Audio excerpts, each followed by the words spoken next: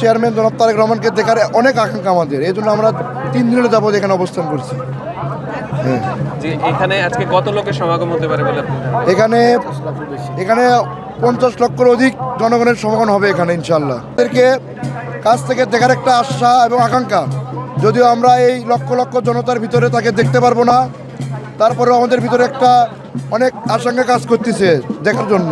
হ্যাঁ, ধন্যবাদ। আপনি কখনো দেখছেন তারেক রহমানকে সরাসরি? না, আমরা এখনো তারেক রহমানকে সরাসরি দেখিনি, যদিও তিনি 17 বৎসরের বাইরে, আমরা ওইভাবে তারেক রহমানকে দেখিনি। আমাদের ভারপ্রাপ্ত চেয়ারম্যান জনাব তারেক রহমানকে দেখার অনেক আকাঙ্ক্ষা আমাদের, এই জন্য আমরা 3 দিনের যাবত এখানে অবস্থান করছি। হ্যাঁ, যে এখানে আজকে কত লোকের সমাগম হতে পারে বলে আপনি ধারণা? এখানে 50 লক্ষের অধিক জনগণের সমাগম হবে এখানে ইনশাল্লাহ, 50 লক্ষের অধিক ইনশাল্লাহ।